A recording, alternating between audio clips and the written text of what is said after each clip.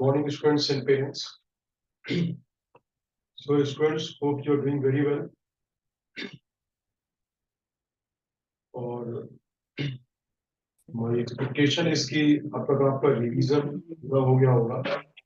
तो these kind of competitions, like जैसे GE है, it always appears that it is never complete, and that is true also कि ये कोई भी बच्चा किसी भी लेवल पे हो, उसे हमेशा ये लगता कि अभी कंप्लीट नहीं है, अभी कंप्लीट नहीं है. They want to see more and more questions. और अभी आपको किसी पर्पस से सेशन ले रहा हूँ कि किसी का पेपर कल है, परसों है, या मतलब everybody has now paper in a span of 1 week. तो क्या करना चाहिए और क्या नहीं करना चाहिए, so that कि you perform really up to a very good level. जैसे जो ना कि there are two things. One, कि इस टाइम पे इम्प्रूवमेंट क्या आ सकता है. इस टाइम पे पर सब्जेक्ट आप कैसे दो या तीन क्वेश्चंस में इम्प्रूवमेंट ला सकते हैं. This is one. लेकिन उससे भी ज्यादा इंपॉर्टेंट पॉइंट ये है कि इस टाइम पे आप कुछ ऐसा मत करो कि जिससे कि आपका अदरवाइज जितना करेक्ट होता आप उससे नीचे के लेवल पे पहुंच जाए. आपकी थोड़ी सी मिस्टेक आपके सब्जेक्ट्स में इस मोमेंट पे मेमोरी को भी अफेक्ट करती है. आपकी कोई भी ऐसी नेगेटिव एक्टिविटी मेमोरी को, कॉन्फिडेंस को, और आपके क्वेश्चन तक पहुंचने की कैपेबिलिटी पे, कैसे आप डायरेक्टली क्वेश्चन पे पहुंचते हो, which is very important in such competitions, उसको भी इफेक्ट करती है. तो सबसे पहले I am telling you what not to, आपको क्या नहीं करना है, so that you are saving. आप किस चीज से बच रहे हो कि इस मोमेंट पे आपका जिस लेवल की प्रिपरेशन है, जिस लेवल के कॉन्सेप्ट्स हैं, उसमें आप कहीं पे लूज ना करो. ये नहीं कि आपने पहले 2 महीने पहले, 1 महीने पहले, 10 दिन पहले आपका कॉन्सेप्ट क्लियर था, बट अभी छोटी छोटी मिस्टेक्स की वजह से, जो कि मिस्टेक्स इसी पीरियड में होंगी, बिल्कुल लास्ट डेज में, 24 आवर्स पहले, 2 दिन पहले, 3 दिन पहले एग्जाम के, तो वो मिस्टेक्स आपसे ना हो. So what not to do. तो आप देखोगे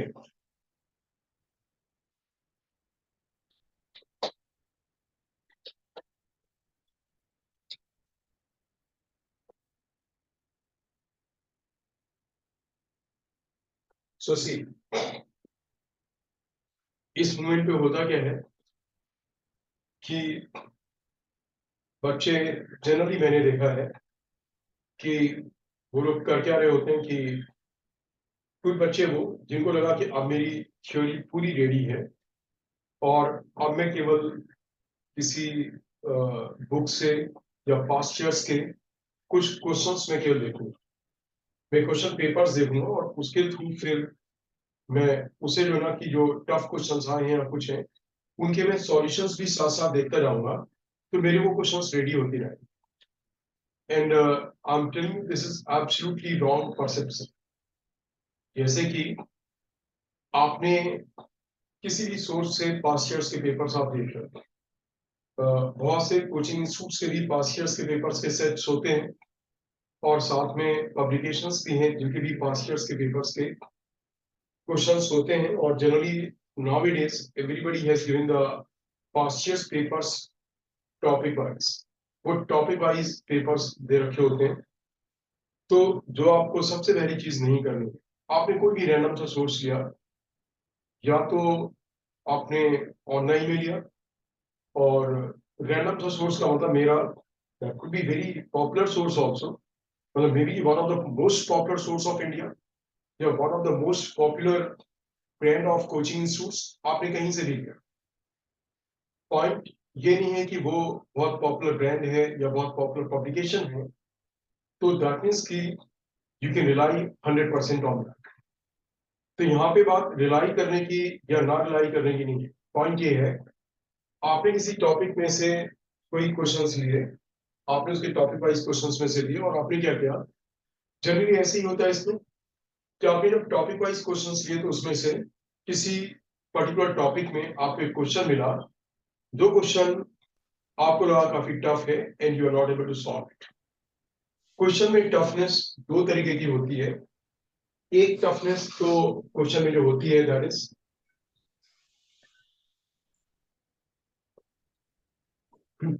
वो क्वेश्चन कॉन्सेप्ट क्लासिकली टफ है, क्लासिकली टफ है, और या फिर क्वेश्चन किसी एज्यूम्पशन पे बेस्ड है, क्वेश्चन किसी एज्यूम्पशन पे based.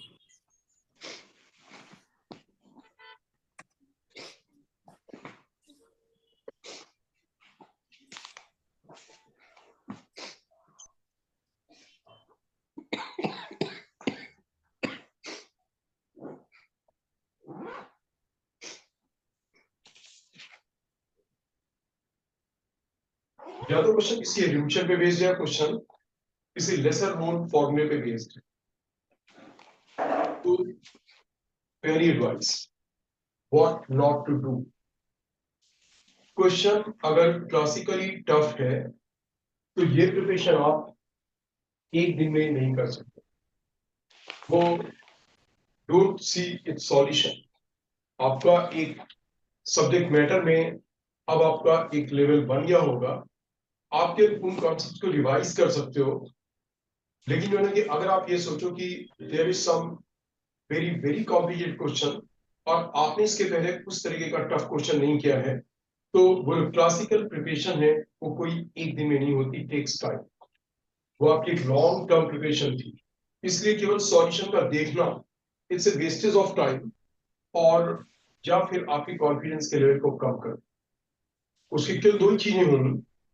It is for sure that कि वही क्वेश्चन ऐसा थोड़ी है आपके सेट में वही क्वेश्चन आएगा, वही टफ कॉन्सेप्ट आएगा, प्रोबेबिलिटी उसकी नेग्लिजिबल है। इसलिए कि इस टाइम पे क्लासिकली टफर क्वेश्चन जो कि जेई का जनरली पैटर्न होता है, जेई में जेई जैसे कॉम्पिटिशन की सबसे लवेबल चीज यही है, सबसे लवेबल और सबसे जिसे कहना चाहिए कि why this competition is suppose to be so prestige. सबसे बड़ी चीज यही है कि आप कितना भी important questions this thing that thing आप कितने भी इस पैटर्न पे जाओगे, but I am telling you कि otherwise why use the number of variety of sources. आप इस ब्रांडेड इंस्टीट्यूट का मटेरियल, उस ब्रांडेड इंस्टीट्यूट का मटेरियल, इस ब्रांडेड इंस्टीट्यूट के क्वेश्चंस एंड ऑल आप ये सब यूज करते हो। आप यूज क्यों करते हो? आपको लगता क्या है कि प्रोबेबली उनके इसमें कुछ ऐसा इंपॉर्टेंट होगा जो जेई में पूछा जाता है, उनके मटेरियल में कोई ऐसी इंपॉर्टेंट चीज होगी जो जेई में पूछी जाती है, और इसके पहले आपने वो चीज नहीं की है। जब आप उनके मटेरियल से देखोगे, उनके क्वेश्चन से देखोगे, तभी आपके सामने वो चीज आएगी, अदरवाइज आपने वो नहीं की हो। This is absolutely wrong perception. JEE की सबसे खास बात यही है कि आप किसी भी साल का पेपर हो, कोई भी मतलब आप एक्स वाई जेड किसी भी साल का कोई भी सेट का पेपर होगा, यू ऑलवेज फाइंड कि जो क्वेश्चंस हैं बेस्ड अपॉन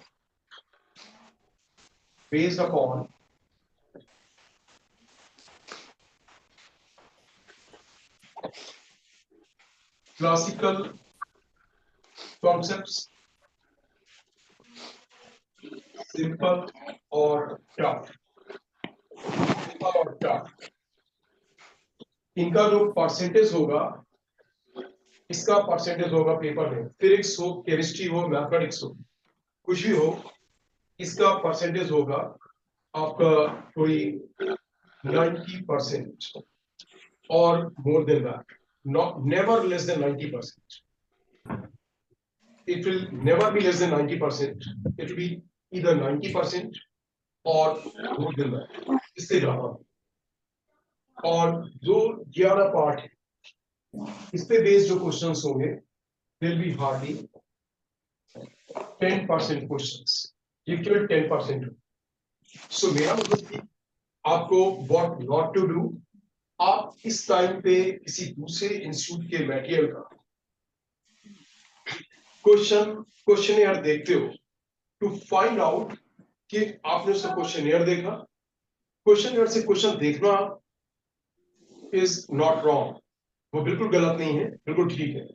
क्वेश्चन आपने देखा, गलत, इसके बाद आप क्या करते हो, आप उनका सॉल्यूशन देखते हो, और आपको सॉल्यूशन में जरा सा भी जैसा यहां बताया कि उससे डिफरेंस मिला, तो आपके दिमाग में इमीडिएटली क्या आता है, अरे हमारे यहाँ पे ऐसा कराया नहीं गया, ये चीज नहीं कराई गई है, and you try to mug up your solution.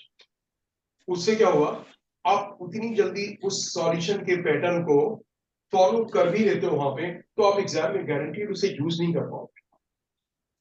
इस टाइम पे अगर आपने क्वेश्चन देखा तो आपको बस उनका सॉल्यूशन नहीं देखना, ना ही सॉल्यूशन गूगल से सर्च करना है, ना ही सॉल्यूशन उनके मटेरियल से देखना है।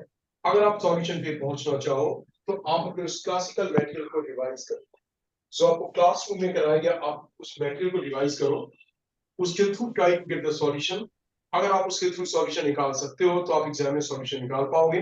अगर आप उसके थ्रू सॉल्यूशन नहीं निकाल सकते हो और आपने सोचा कि उसका जो सॉल्यूशन आपने देखा, क्योंकि फिर आप ये एक क्वेश्चन में थोड़ी करते हो, आपका आपने एक क्वेश्चन में किया, आपका अपने जनरली जो आपने पहले से कॉन्सेप्ट कर रखे उनके टुवर्ड्स ट्रस्ट और कम हो गया। आपने दूसरा क्वेश्चन किया, आप अटक क्यों रहे हो, आपका सब्जेक्ट मैटर रिवाइज नहीं है, आप उसे नहीं कर पा रहे हो। आपका फोकस होना चाहिए जिस टाइम पे रिवीजन में आप और नए नए क्वेश्चंस देख रहे हो, नए नए क्वेश्चंस के थ्रू उनके नए नए तरीके के सॉल्यूशंस देख रहे हो, और आप उनके पुराने वाले मैटर को और भूलते जा रहे हो। ये एक ऐसा बिल्कुल चक्रव्यूह है कि एक बार आप इसमें फंस गए, केवल आपका टाइम जाता जाएगा, कॉन्फिडेंस ग्रो होता रहेगा। तो this is the first thing that you need not do. मैंने ये नहीं बोला कि आप क्वेश्चंस मत देखो, क्वेश्चंस देखो, क्वेश्चन देखने के बाद, क्योंकि 90% क्वेश्चंस कहीं के भी हों, वो मैं बच्चों के पूछने से ही पता लग जाता है जब बच्चे मुझे डाउट्स में डालते हैं सॉलिड क्वेश्चंस कि सर ये वाले क्वेश्चन में डाउट है, ये वाले क्वेश्चन में डाउट है, मुझे पता लग जाता है कि बिल्कुल वही क्वेश्चन जो आपको क्लास में एग्जाम्पल दिया गया है, या एग्जाम्पल से भी नीचे का क्वेश्चन कि यूनिटी मेथड पे बेस्ड क्वेश्चंस कितने होते हैं, केवल यूनिटी मेथड पे बेस्ड क्वेश्चन, क्योंकि इस टाइम पे उसमें विजडम यूज नहीं करते हैं। मतलब जैसे होता ना कि अनइजीनेस हो रही है, घबराहट हो रही है, इतना सब कुछ करना है, इतना सब कुछ नहीं करना है, करना केवल वो है जो आपने पहले किया है। आपको मिलेगा कि इसमें से भी जो मैंने बोला, जो बिल्कुल क्लासिकल कॉन्सेप्ट्स हैं उस टॉपिक ईशा, के, चुन्नी क्लासिकल लगाई, मतलब ये बस होता बाई से खुलवाइयो। हाँ, आंटी करके चली जाएंगी, है, काइंडली पूजा नहीं आएगी तो इसलिए नॉट माइक ऑन प्लीज। कर रखा मेरी है, साड़ी प्लीज के अपना ब्लाउज माइक ऑफ कर बनवाने लें। मुझे ना, है इसीलिए साड़ी इसीलिए इसका। माइक, ये जिसका भी हाँ ले ले, माइक ऑन है मैंने प्लीज अपना माइक अभी ऑफ कर हाँ लें। मेरे को एक दो दिन तक तो मैं आ भी जाऊंगी, क्या पता, ठीक किसी है। का माइक ऑन है प्लीज अपना माइक ऑफ कर लें। तो जो है ना कि ये एक ऐसा चक्रव्यूह है कि अगर आप इसमें फंसे, क्योंकि आप चलिए अभी पेपर नहीं हुआ है, अभी पेपर हो जाएगा 2 दिन के बाद, 3 दिन के बाद, और मैं आपके सामने तब भी होऊंगा, एंड आई प्रूव की जो पेपर में होगा 90% क्वेश्चंस हर एक सेट में, हर एक पेपर में क्लासिकल कॉन्सेप्ट्स पे बेस्ड होंगे, और उन क्लासिकल कॉन्सेप्ट्स में भी जो एवरेज या सिंपल लेवल के कॉन्सेप्ट्स हैं, एवरेज या सिंपल लेवल के कॉन्सेप्ट्स हैं, उनका नंबर कोई होगा अराउंड, उसमें से भी उसका नंबर कोई होगा 90% का 70%। जो एवरेज या सिंपल लेवल के, उसमें भी टफ लेवल के क्वेश्चंस केवल कितने होंगे, मैक्सिमम 30% या उसका 20% के आसपास। इसलिए आपका जो बेसिक पार्ट है, कोई भी टॉपिक हो, 11th वाला पार्ट हो चाहे 12th वाला पार्ट हो, जो उसके बेसिक फॉर्मूले हैं, जो उसकी बेसिक इंफॉर्मेशन है, और आपको हमारे लेक्चर में मैं वो सारी चीजें बता देता हूँ कि क्वेश्चन इस कॉन्सेप्ट पे बेस्ड आता, इस पे बेस्ड आता, फिर इस पे बेस्ड आता, इसमें 11 वेरिएशन कर देते हैं, इस तरह कॉन्सेप्ट आता है। सबसे पहली चीज कि आपका फोकस ये होना चाहिए कि कहीं आपको वो पार्ट मिस ना हो जाए। तो व्हाट नॉट टू डू, मैंने नहीं बोला कि क्वेश्चंस नए नहीं देखेंगे, आप क्वेश्चंस नए देखो, बट उनका सॉल्यूशन, वो जो बुक है जिससे आप क्वेश्चनियर है उसके सॉल्यूशन से आप क्वेश्चन देखो, सॉल्यूशन देखो, ये मत करो। अगर वो क्वेश्चन कोई इस वाले पार्ट में से है, फॉर्मूला बेस्ड और सम बेस्ड, तो आप उसे देख लो, आपको देखने से पता लग जाएगा कि ये क्वेश्चन सब्जेक्ट मैटर के क्लासिकल कॉन्सेप्ट पे बेस्ड है या ये किसी एज्यूम्पशन पे बेस्ड है। ऐसे कुछ क्वेश्चंस आए हैं, और वो क्वेश्चन जो आए हैं एज्यूम्पशंस पे based, I am telling you, मेरे पास बहुत अच्छे लेवल के बच्चों का भी डेटा है। कैसे डेटा है, जिन बच्चों की रैंक हमारे यहाँ से टॉप 100 में है, मतलब मैं आईटीजेई एडवांस की बात कर रहा हूँ, टॉप 100 में रैंक लाना मींस कि बच्चा रियली बहुत अच्छा हो, उनका भी डेटा है। तो उस लेवल के बच्चों में भी क्या होता, अगर कोई एग्जाम में गलती होती है तो वैसी ही गलती होती है।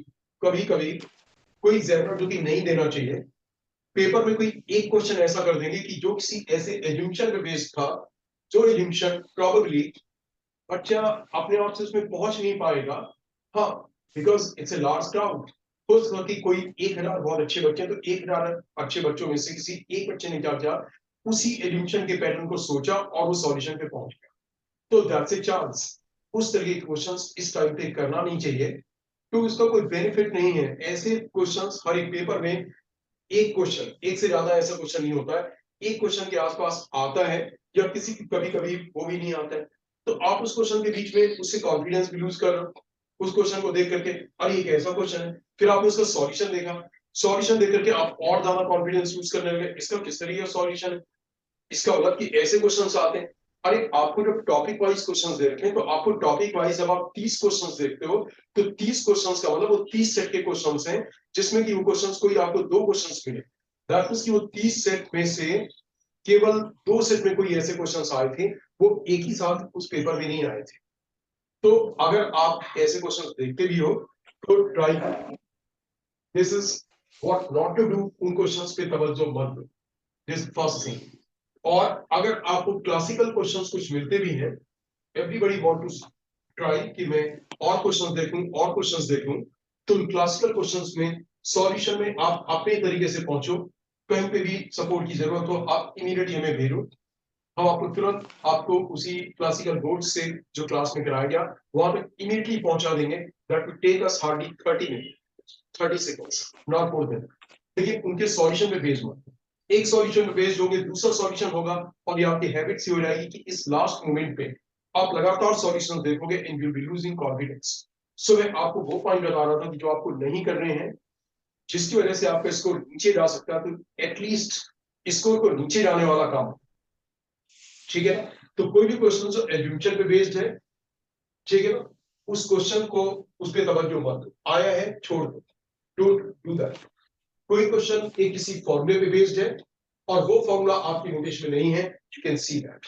वो फॉर्मूला अगर आपको याद हो सकता है, ऐसे आपके 5 फॉर्मूले हैं, तो 5 फॉर्मूले आपने देखे, क्योंकि वहां पे तो ऑप्शंस होते हैं, इतनी जल्दी के पीरियड में क्या होगा, वो फॉर्मूला आपको याद रह जाएगा। केवल फॉर्मूला पे बेस्ड अगर ऐसा कोई क्वेश्चन है, तो आप उसे देखो और उसे याद करो, ठीक है।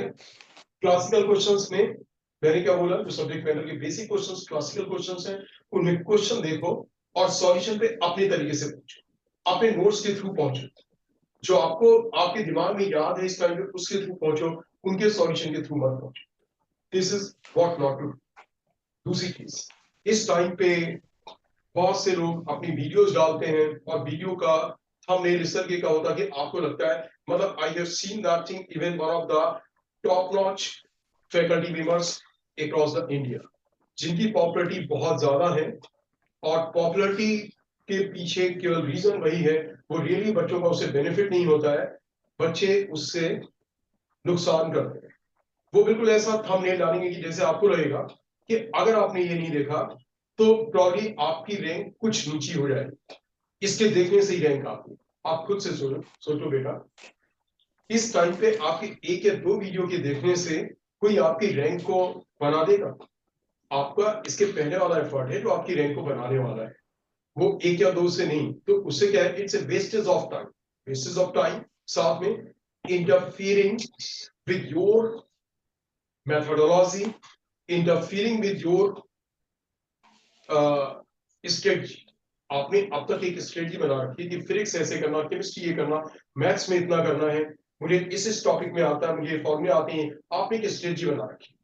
उससे केवल क्या होगा कि आपने वो वीडियो देखी, आप अपने स्ट्रेटजी पे कॉन्फिडेंस लूज करोगे, उसमें आपका कॉन्फिडेंस कम होगा, ट्रस्ट कम होगा, और आप कोई ना कोई चीजें क्या होगा जो आनी चाहिए वो भूलोगे, और नई चीजों को इस मूवमेंट पे अडॉप्ट करने का कोशिश करोगे, जो कि बिल्कुल गलत है। इस मूवमेंट पे कोई भी नई चीज, कोई भी नई स्ट्रेटजी अडॉप्ट नहीं करोगे। तो दूसरी चीज व्हाट नॉट टू डू, उस तरह की कोई भी वीडियोस आप यूट्यूब में इस टाइम पे नहीं देखोगे, गूगल में सॉल्यूशन सर्च नहीं करोगे। आपके फैकल्टी मेंबर्स यहाँ पे बिल्कुल रिस्पॉन्सिबल है, आप क्वेश्चन डालो, डेफिनेटली आप तक आपको लगा तो आप बिल्कुल आपके तक सॉल्यूशन पहुंचेगा। व्हाट्सएप ग्रुप पे डालोगे आपको सॉल्यूशन मिलेगा। गूगल से सॉल्यूशन सर्च मत करो, बिकॉज मैंने बोला आपसे कि वो आपकी स्ट्रेटजी को, आपकी कॉन्फिडेंस को कम कराएगा और आपको उसे गेन कुछ नहीं। Now what to do, that is very important. अब इस पीरियड में 2 दिन हो, 1 दिन हो, 3 दिन हो, करना क्या है?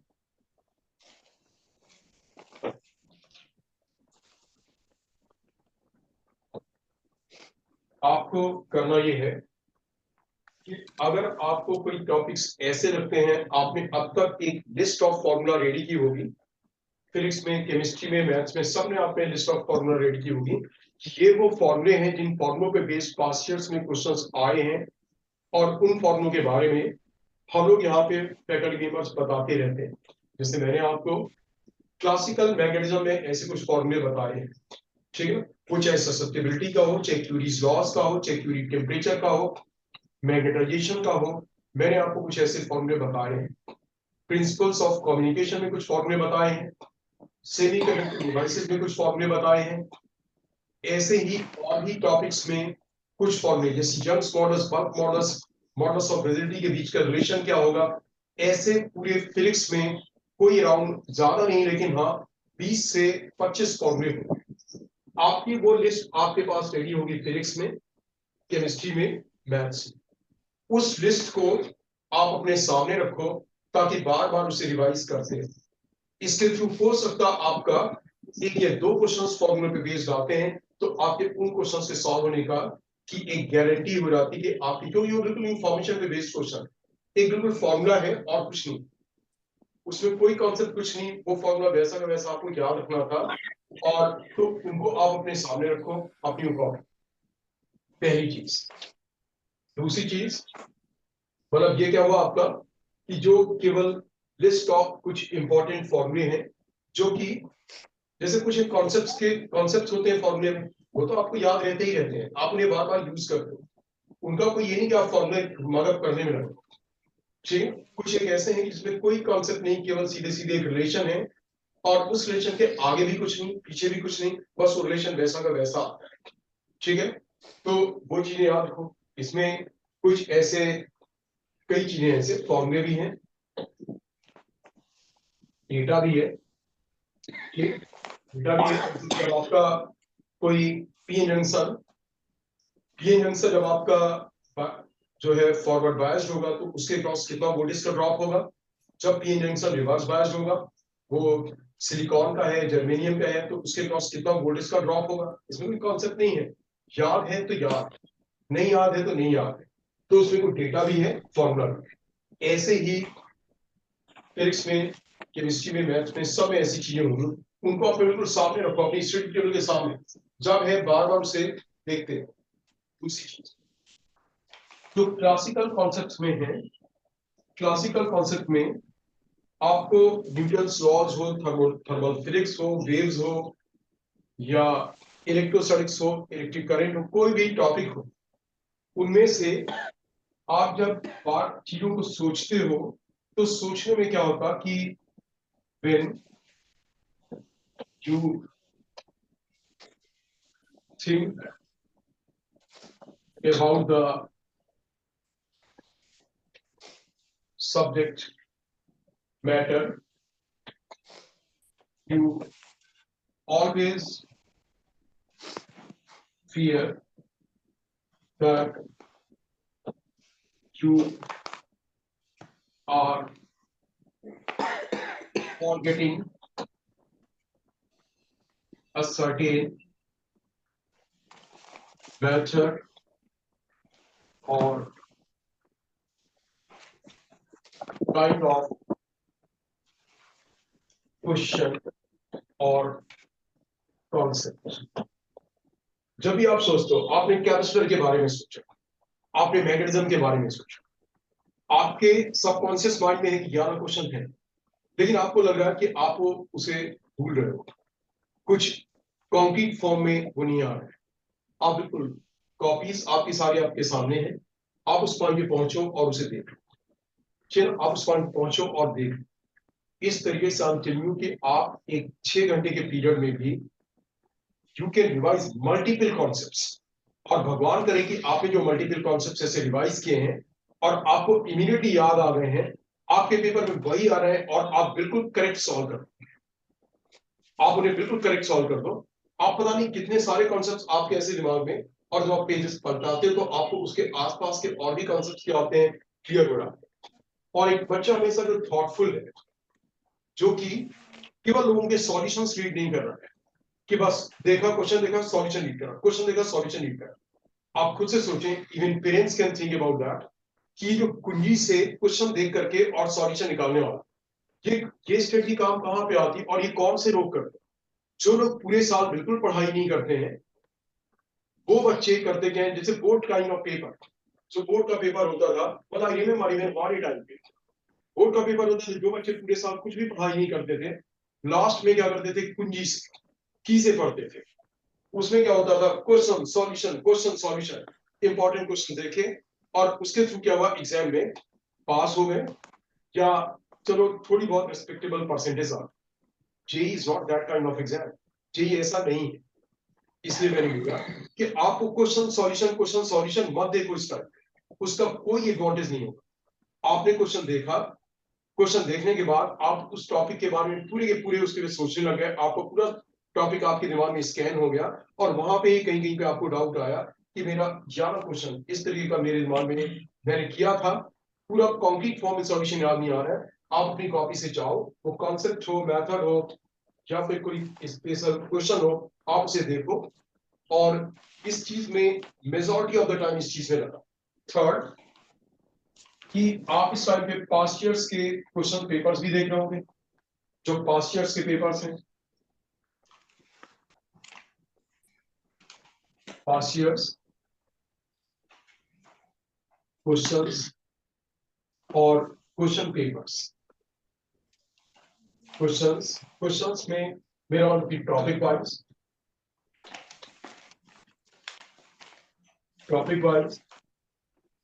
और या फिर मेरे की आप पूरा का पूरा क्वेश्चन पेपर ही देख रहे हो,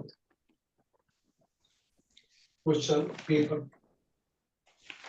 इनमें से अगर आपसे एक दो क्वेश्चंस ना भी हो, बिल्कुल आपको लगा कि इस तरह क्वेश्चन आपने पहले कभी देखा ही नहीं, और आप उसे अपने बेसिक कॉन्सेप्ट से, जो मैंने बोला क्लासिकल कॉन्सेप्ट है, उनसे रिलेट भी नहीं कर पा रहे, अगर ऐसा हो रहा है तो भी आप उसे छोड़ो, don't just go behind it, आप उसे छोड़ दो।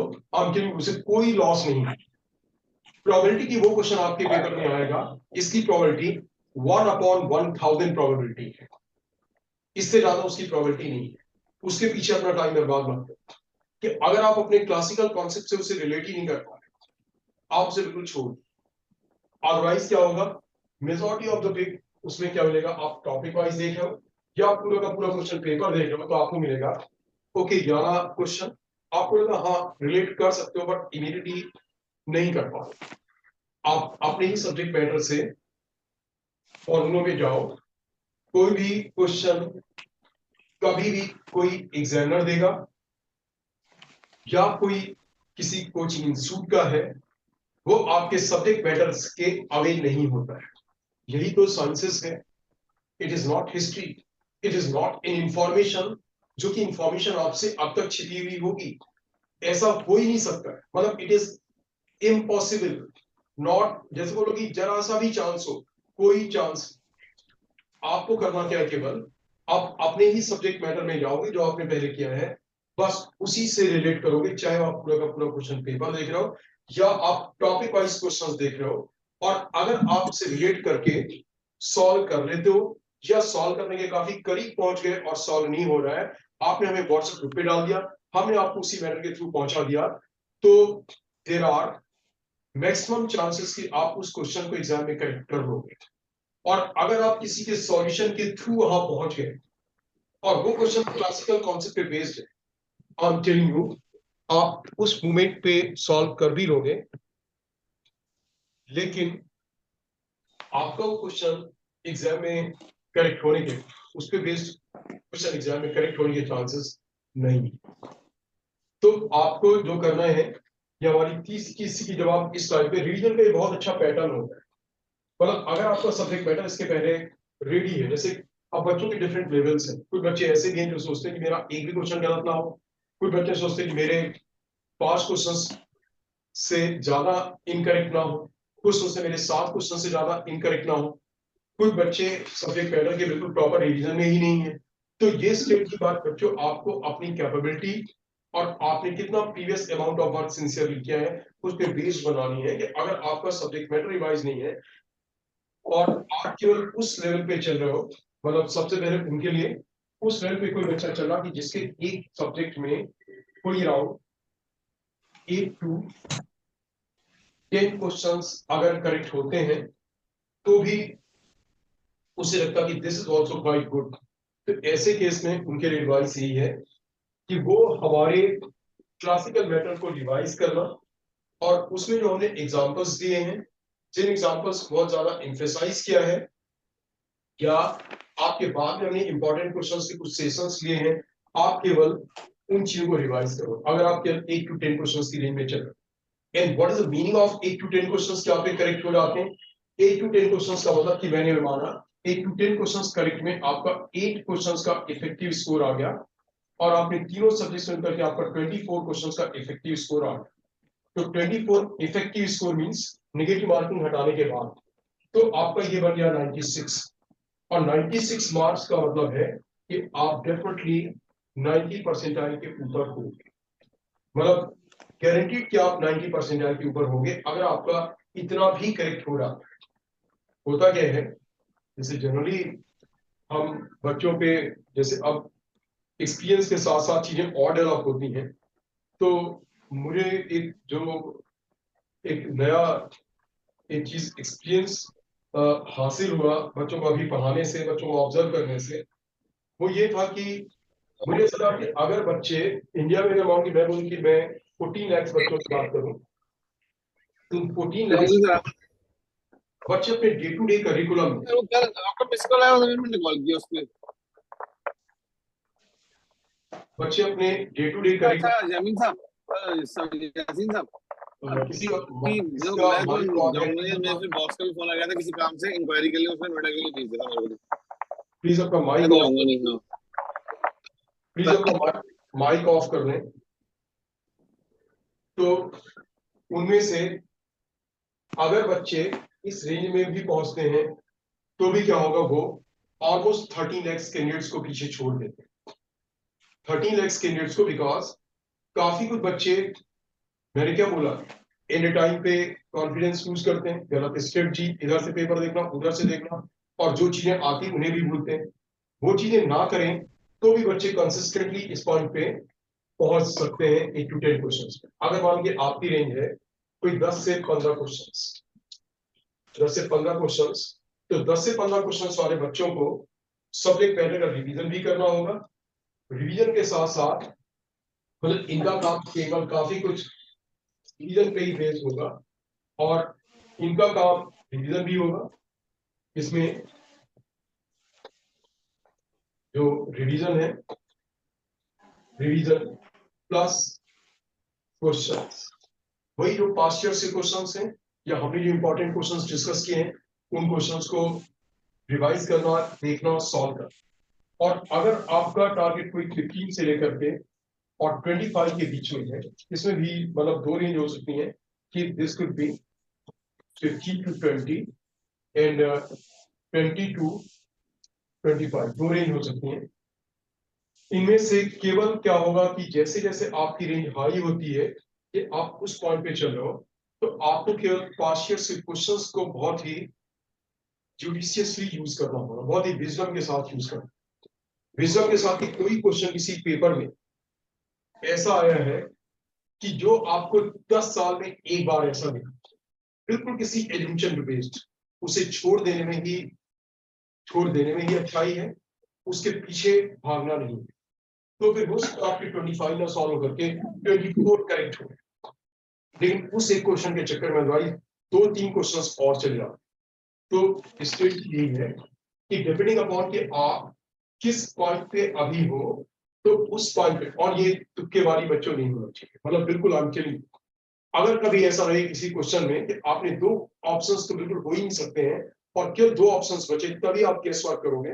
लेकिन आप 4 ऑप्शंस में से कुछ भी ना हो और वहां पे आपके सामने ऐसी सिचुएशन आई, अरे कुछ तो मार्क करूंगा, जब मार्क ही नहीं करूंगा, तो मेरा मतलब है कि ऐसे में अगर आप केवल पर सब्जेक्ट 12 क्वेश्चन ही अटेम्प्ट करते हो और उसमें से आपके 8 9 क्वेश्चन करेक्ट हो जाते हैं, तो बस वही काफी है, बाकी क्वेश्चन के चक्कर में मत।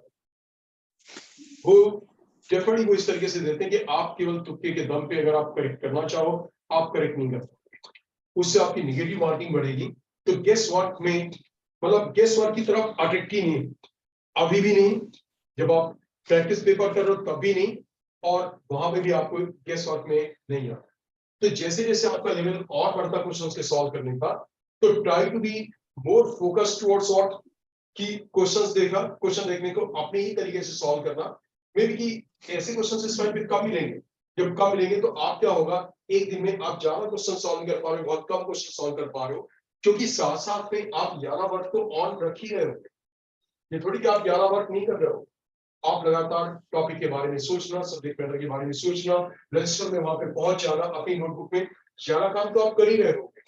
पास्ट ईयर्स के पेपर्स में से कुछ फॉर्मूले बेस्ड हैं, उन्हें भी आप बार बार रिवाइज कर रहे होंगे, फॉर्मूले भी रिवाइज कर रहे होंगे। तो जनरली आपको ऐसे में क्या करना कि आपको कोई 2-3 क्वेश्चंस किसी पेपर में टफ मिलेंगे, उन टफ क्वेश्चंस को अपने तरीके से सॉल्व करना और सॉल्यूशन पे पहुंचना। और अगर आपको लगे कि इसमें ज्यादा ही टाइम जा रहा है तो फिर हमें भेज दें। So that's all students, so my best wishes for you, and I wish कि आपका वो दिन और वो टाइम आपका लाइफ का वन ऑफ द मोस्ट यादगार दिन बन जाए, जिसमें आप इतना खुश महसूस करो और इतना अच्छा वहां पे महसूस करो कि जैसे आपको सब कुछ आता जा रहा है। सो माय बेस्ट विशेस, और इन इस स्ट्रेटजी को अपनाओगे। आप व्हाट्सएप ग्रुप में तो मुझसे लगातार, आप जब तक कि आपका पेपर नहीं होता, आप लगातार मेरे टच में रहोगे ही रहोगे। मेरे टच में का मतलब हमारे सारे फैकल्टी मेंबर्स के आप टच में रहोगे, and we are always there for you. आपके डाउट आने की देरी है, आपको जल्दी से जल्दी सॉल्यूशन तक पहुंचाएंगे। Alright, so parents and students, bye bye for now, and we will be in touch. Thank you so much, sir. Thank you so much. Thank you, sir. इस सेशन को एंड कर रहा हूँ।